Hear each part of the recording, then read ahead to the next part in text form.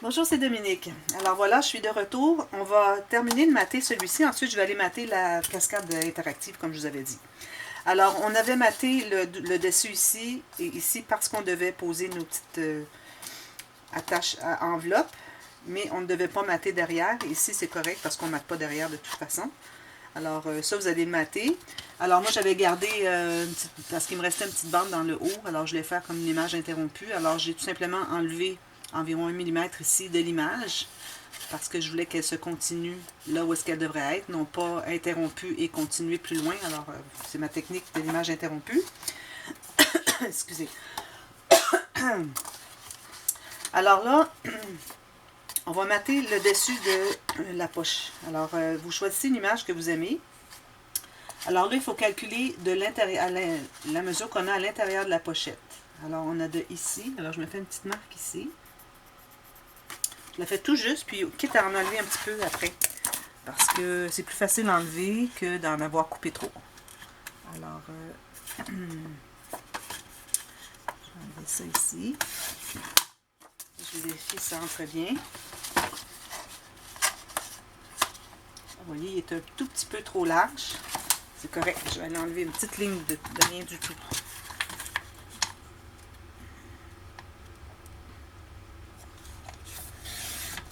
Ça. Il entre bien.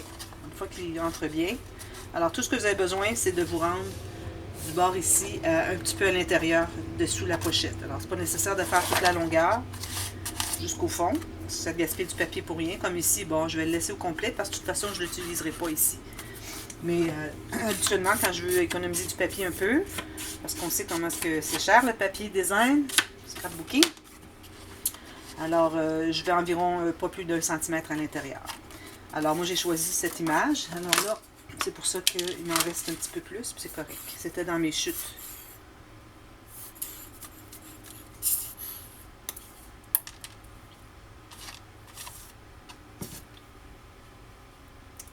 Alors, tout simplement la colle derrière.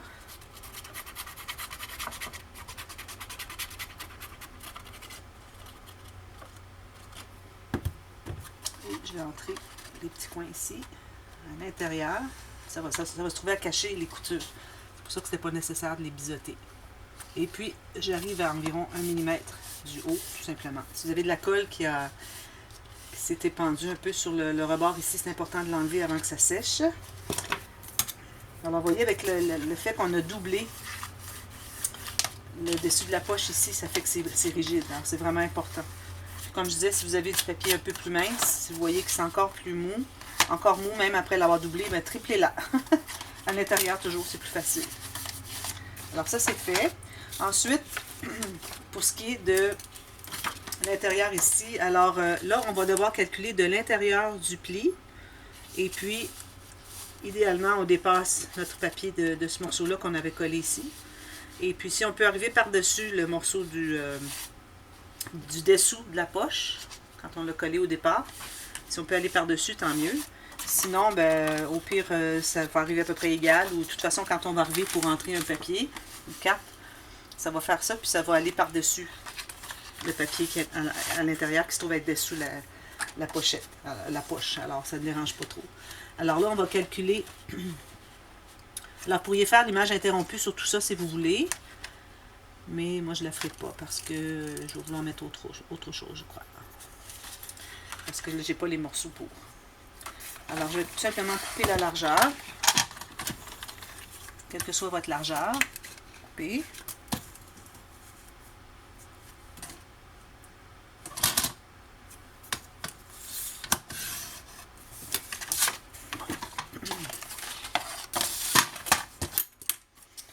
Alors, je vais ancrer tout ça. Sur tout ce qui va paraître.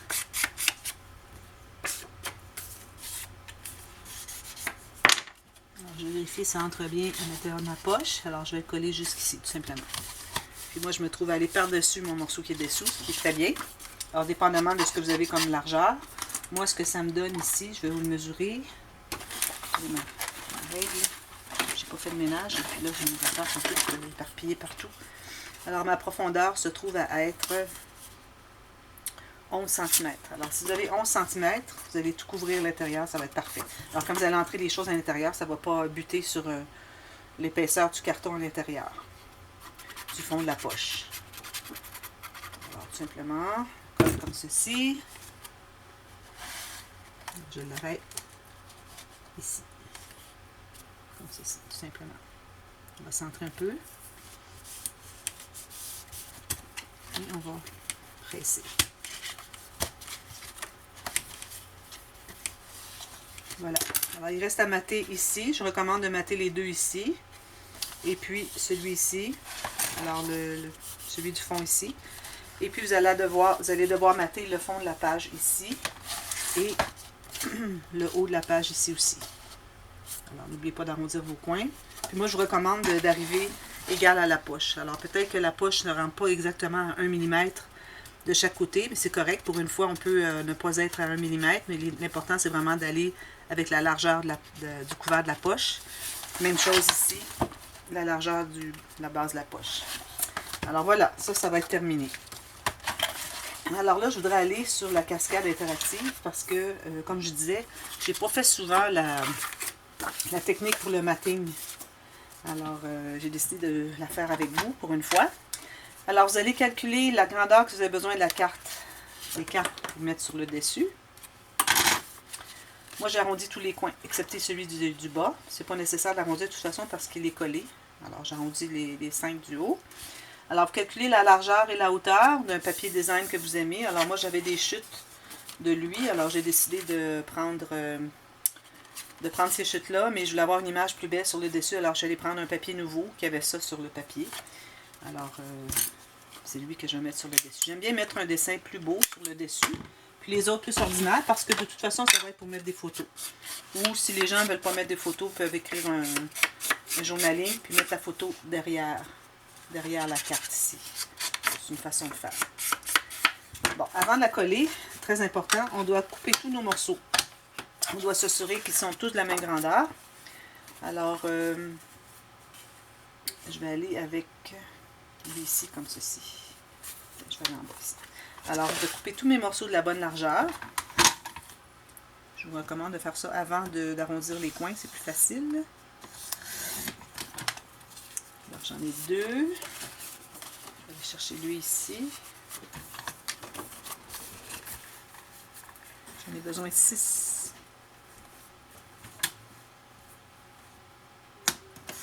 3. Je vais faire la largeur après. 4. 5. Lui, je vais prendre en bas parce qu'il est plus joli en bas.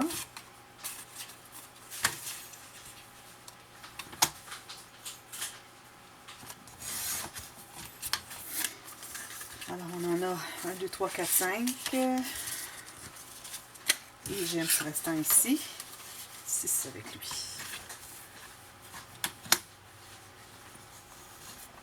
Comme ceci. Et comme ceci. Alors là, je vais couper tous les morceaux de la bonne largeur. Je vais m'assurer d'avoir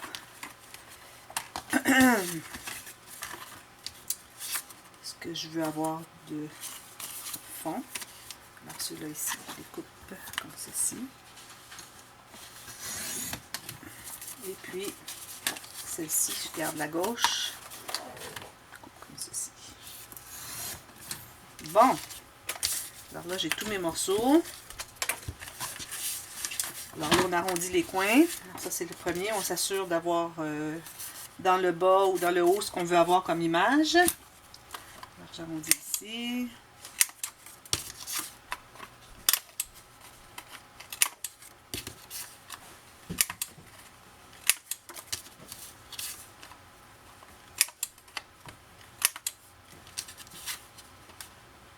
Voilà.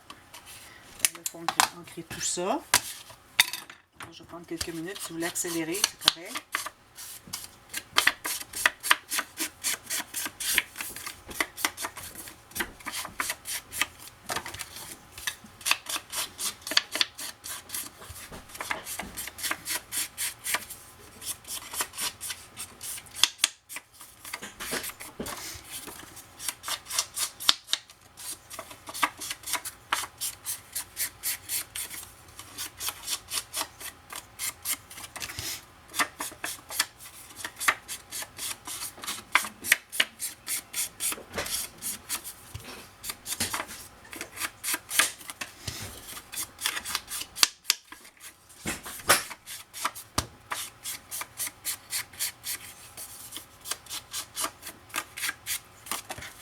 Bon, alors je les ai toutes. Bon, alors là, ce qui est important, c'est d'avoir nos cartes qui se suivent toujours bien égales. Alors la première en haut, je vais la placer.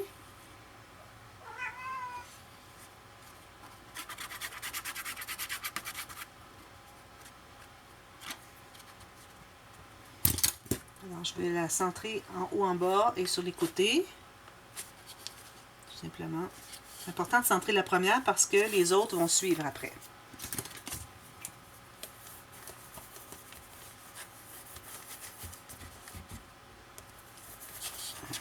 Alors là, la prochaine, je vais terminer avec le papillon. Alors je vais mettre toutes les autres. Alors je vais mettre celle-ci au choix.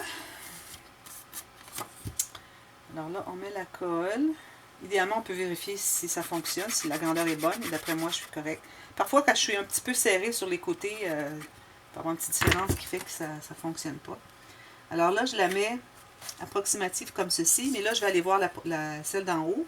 Alors, je dois avoir la même distance sur les côtés et puis en bas aussi. Alors, il faut que ça soit bien aligné sur les côtés et avoir la même distance ici en bas. Toujours. Alors, à chaque fois que vous allez poser une carte, vous allez aller vérifier si sur les côtés c'est égal et puis aussi si vous avez la même petite bordure dans le bas de la carte. Dans le haut, c'est pas grave. Si jamais il y a une différence, c'est le haut qui n'est pas égal, ça va.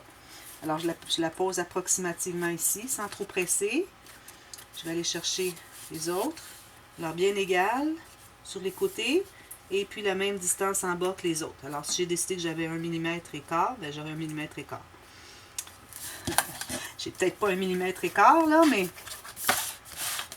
juste pour vous dire que c'est important. Oups, là, ça s'est déplacé. Parfois, quand on presse, ça se déplace. Alors, il faut faire attention. Hein.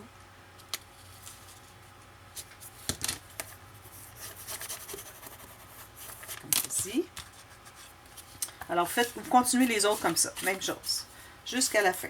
Alors, toujours la même distance sur les côtés, que ce soit bien aligné, et la même distance en bas ici. Ensuite, alors là, on doit mater. Alors, une chose que j'aurais dû faire avant de coller ma cascade, j'ai pensé après, c'est que ce papier, vous savez, on a pris un papier plus mince pour faire le mécanisme, mais on voudrait quand même que cette partie ici soit rigide. Alors, on doit le doubler avec du papier. Est-ce que j'ai du papier noir? Oui. Alors, je vais me prendre, j'aurais une chute, je l'aurais prise ici. Ah ben tiens, je vais prendre ça. C'est bon ça. Quand même, ça ne va pas jusqu'en haut, ça va. Alors, je vais tout simplement, je vais arrondir mes deux coins, là, mais je vais tout simplement la poser, mais j'aimerais bien la poser derrière. Surtout si vous avez du papier design qui est plus mince. Vous préférez la mettre derrière pour que le dessus soit plus plat. Si vous avez une butte à les faire, c'est pas l'idéal. Alors, vous devez être... Alors, idéalement, quand il est fermé, c'est là que vous allez mesurer la longueur. Alors, idéalement, vous devez être maximum la hauteur de votre bande de tirette quand elle est fermée. Mais si vous voulez la faire plus courte, dans mon cas, c'est le cas. Alors, idéalement, il faudrait qu'elle soit... qu'elle entre dessous. Mais vu que ce n'est pas mon cas, je vais la poser derrière. Alors, quand c'est derrière, ça ne te dérange pas. Alors, c'est pour ça que je vous dis, si vous pouvez faire avant de poser votre cascade sur votre page, c'est l'idéal. Alors, voilà. Je l'ai posé derrière, c'est correct. Un petit peu là, c'est difficile parce que tout veut s'ouvrir. Vous voyez, c'est plus facile si on le fait avant. Alors, je vais aller presser. Alors, faites-le avant de poser votre cascade. Et puis, c'est plus facile à poser dessous. Tout simplement. Ensuite, vous devez mater ce papier. Ça va dessus ici. Alors, il faut mater la bande tirette. Et puis, il faut mater aussi le fond. Alors,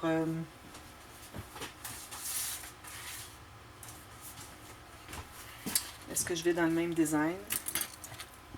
J'ai pas choisi mon papier design. Je pense que je vais prendre lui parce qu'il y a une belle bordure dans le bas. Je trouve ça joli. Alors, encore là, on se garde environ 1 mm chaque côté. Et puis, là, ici, vous devez aller absolument tout juste à l'intérieur. Alors, si vous calculez la longueur de votre bande ici, tout juste sous la bande ici. Tout juste là, passer la bande. Alors, je je vais prendre ça. Vous allez voir quand je vais le coller, vous allez comprendre. Je vais l'avoir coupé. Là, je fais attention pour couper mon beau design ici. Je voudrais peut-être le garder éventuellement pour autre chose.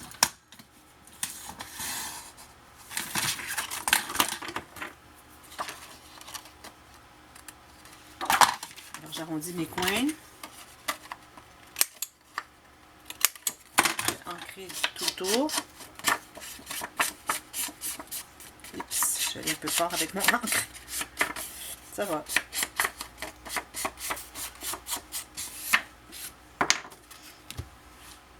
Alors, je vais mettre ma colle, puis là, vous allez voir quand je vais la coller. C'est important que votre papier design, quand vous couvrez votre bande de tirette, qu'il aille dessous. Parce que sinon, s'il arrive plus bas ou tout juste, vous allez avoir de la difficulté à vouloir passer pour le faire, pour l'activer, pour le fermer finalement. Tout votre mécanisme. Alors, je l'ai fait déjà, c'est pour ça que je vous le dis par expérience. D'ailleurs, tous les conseils que je vous donne, c'est parce que c'est des erreurs que j'ai faites. Alors, vous imaginez toutes les erreurs que j'ai faites dans ma vie en scrapbooking. Alors, idéalement, il faut que ça puisse entrer dessous. Quand même, ce serait juste 2 mm, c'est pas un problème. Pourvu que ça entre dessous. Voilà. Alors là, je le positionne avec mon 1 mm tout le tour, tout simplement.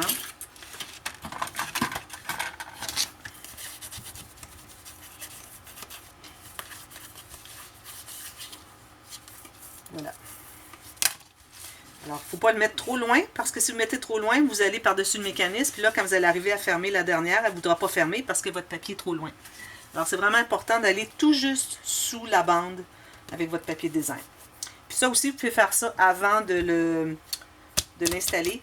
Alors, vous pouvez tout mater avant de l'installer finalement. Alors, c'est ce que je recommanderais, c'est plus facile à travailler. Alors, vous avez doublé votre bande tirette et vous allez mater aussi. Ensuite, pour le fond ici, alors là, je voudrais trouver quelque chose de différent. Lui, je ne sais pas s'il est assez long. Oui, je vais mettre lui. Parce que c'est des papillons encore. Alors là, vous allez calculer. Alors, vous allez entrer votre papier dessous la tirette et vous allez calculer ce qui entre à l'intérieur des petites bandes, finalement. OK. Et puis, si jamais vos bandes n'arrivent pas sur le bord, moi, je vous recommande vraiment que vos bandes arrivent sur le bord de votre page, parce que comme ça, vous allez pouvoir glisser votre papier. Mais si jamais vous l'avez fait qui va dessous, mais que la page est plus large que la largeur de votre petite bande ici d'attache, à ce moment-là, il faut mater votre page avant de poser votre cascade. Et il faut biseauter les petites coutures derrière ici pour pas qu'on les voit quand on regarde dessous. Alors, ça, c'est une autre façon de faire. Alors là, moi, j'ai calculé ici, comme ceci. Puis,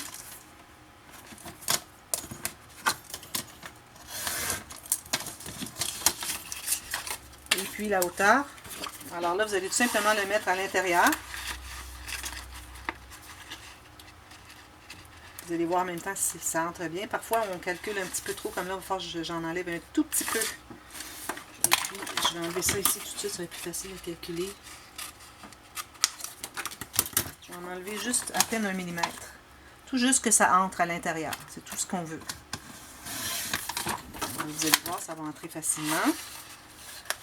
Comme ceci.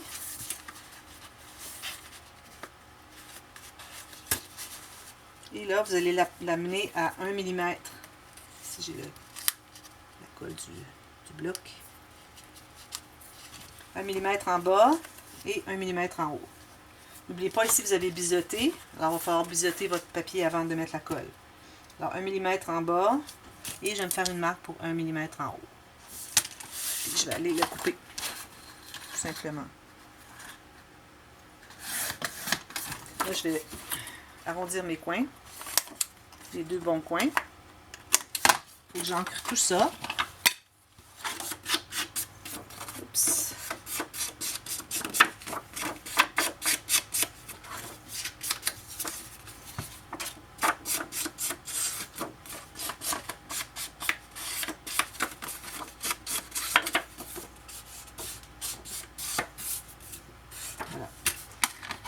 Alors là, maintenant, on met la colle. Et quand on met la colle, une fois qu'on a mis la colle, il ne faudra pas trop tarder. Alors, on va tout simplement surélever ici, lever notre système et entrer la feuille comme ceci. Entrer à l'intérieur et puis s'activer là vraiment pour poser avant que la colle prenne Si jamais vous travaillez avec du papier plus fin, comme papier design, vous allez trouver que le papier a tendance à vouloir se coller rapidement parce qu'il est fin. Alors, je recommanderais peut-être de faire tout le matage avant. Alors, pas faire cette technique, mais mater votre page avant de poser votre système, votre cascade interactive. Alors là, j'ai mon papier, j'ai mis ma colle. Alors, je ne perds pas trop de temps. Je vais surélever ici. Je vais aller l'entrer à l'intérieur et je fais bien attention pour ne pas trop presser mon papier sur ma page. Parce que je ne voudrais pas qu'il colle prématurément avant que je l'ai positionné. Alors là, je positionne. Voilà. Une fois que c'est fait, maintenant, tout ce qu'on a à faire, c'est d'aller presser partout. Alors, il va rester juste à mater les deux petits rectangles ici. Poser quelque chose, un bouton, quelque chose sur le bas de la tirette pour que ce soit facile à tirer, pour qu'il y ait de la poigne. N'oubliez pas d'aller dessous ici. Vous allez doucement, hein? Dessous. Alors, vous voyez, c'est la cascade qui fonctionne comme ceci. Et quand je vais avoir mis les autres papiers, tout ça, ça va être plus lourd, alors ça va faire un beau toc, toc, toc. Fait toc, toc, toc, toc. C'est ce que j'aime. Au lieu de faire tout ouvrir en même temps quand on a un papier plus épais. Alors voilà, il vous reste à mater ces deux petits-là. Et puis ensuite, je vous reviens avec le matage de cette page avec ceux qui ont fait la bande oblique. Alors, si vous avez fait juste une bande normale, ben, je vous expliquerai de toute façon les options. Et on va mater ça aussi. Alors, je vous reviens avec ça dans la prochaine vidéo. À bientôt. Merci. Bye bye.